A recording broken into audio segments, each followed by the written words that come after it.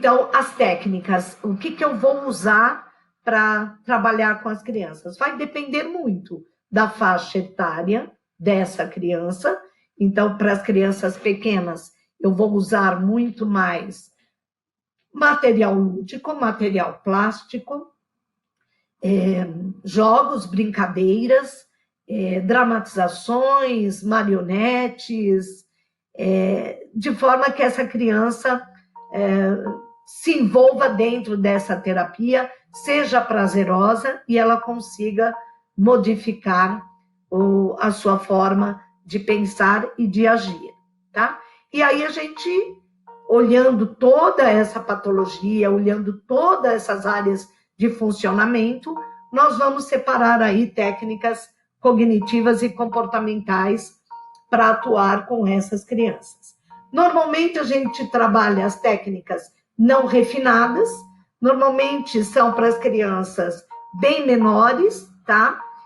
Onde a gente vai utilizar muito mais para trabalhar emoções, identificar emoções e outras ações, com fotos, com expressões criadas por elas mesmas sobre as emoções, verbalização daquelas emoções, quadrinhos para que ela possa fazer a leitura das emoções daqueles personagens. E com as crianças mais velhas, nós chamamos de técnicas refinadas, porque aí a criança pode ter algumas atividades em que exige mais abstração. Então, ela pode aprender de uma forma que não seja só lúdica também, tá? E, normalmente, a gente coloca o seguinte, que é muito importante, desde que a criança tenha uma compreensão,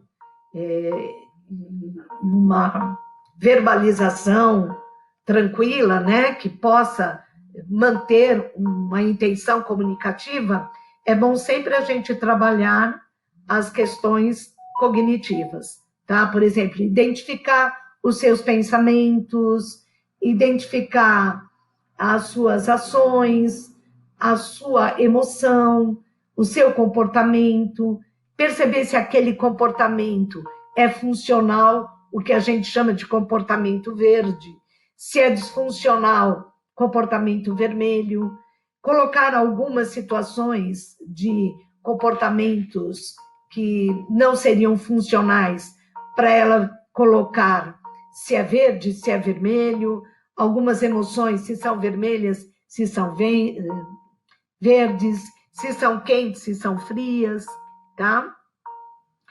A psicoeducação, como eu coloquei para vocês, a identificação e o desafio dos pensamentos, monitorar os pensamentos e registrar esses pensamentos de forma verbal ou não verbal, trazendo para a terapia para trabalhar o desafio desses pensamentos, tá? Identificar e mudar as crenças dessas crianças, treinamento e reconhecimento de emoções, a gente já trabalhou um pouco isso. Trabalhar as técnicas de relaxamento com algumas crianças, técnicas de respiração, de escaneamento corporal, fazer atividades autoinstrutivas, para que elas também estejam juntas no processo, vão descobrindo juntas e vendo as alternativas juntas por meio dos instrumentos. Também temos com as mais velhas ou com as crianças também, por meio de quadros ou por meio de papéis, planejamento das atividades, das metas e submetas, ensiná-los como trabalhar essas questões das metas. Por exemplo, a grande meta da criança é tirar uma nota melhor na prova X. Então, quais são as submetas dela? Vamos ter mais tempo de estudo nessa disciplina. Vamos ver se o meu caderno está em ordem.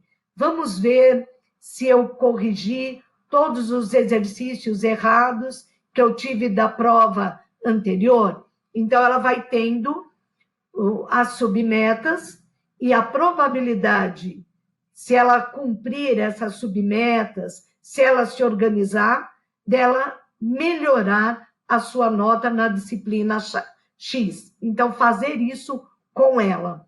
Solução de problemas. Então, como é que ela vai solucionar um problema de uma criança que colocou um apelido nela de que ela não gostou?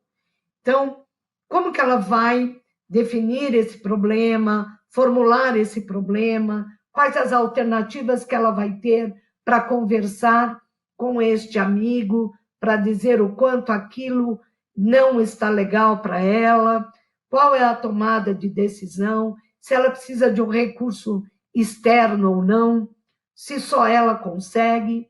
E a última etapa, reestruturação cognitiva, é quando a criança, ela já, frente a uma situação estressora, ela já consegue ter recursos internos para ter pensamentos alternativos e comportamentos funcionais. Tá?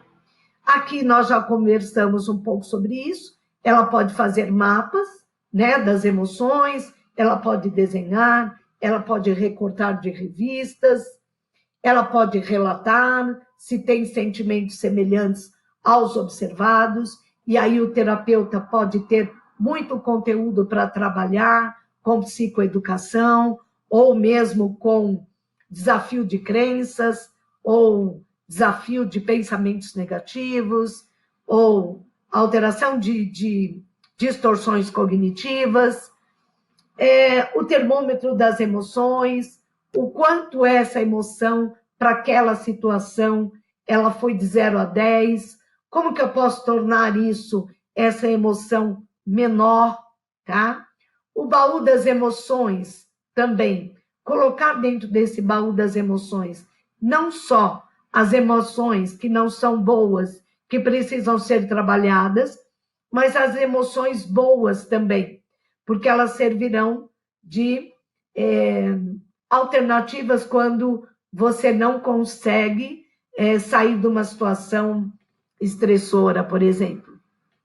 Dramatizações podem ser feitas com marionetes, com situações criadas do dia a dia da criança, que foram trazidas pela família ou pela escola.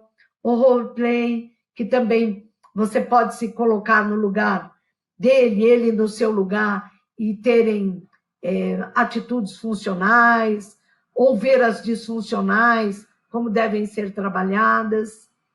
Parada de pensamento, numa situação que já vem vindo um pensamento que é distorcido, é ruim, é vermelho, como é que eu posso colocar isso? Pare para impedir de vir esse pensamento, é uma possibilidade.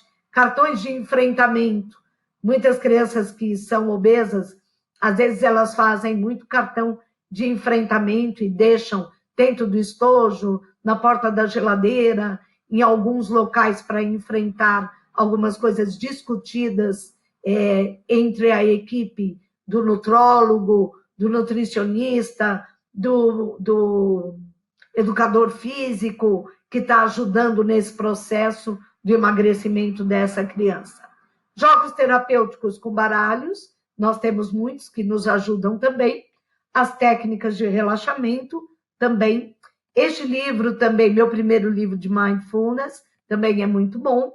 Além disso, nós temos materiais estruturados, né? Um deles é o programa Coping Cat, que ele tem toda uma estrutura da TCC padrão, tem um caderno de tarefa que vai para casa, tem um que fica na terapia, tudo parte a história de um gato, e a gente vai trabalhando todas as emoções, comportamentos, sentimentos em relação a isso.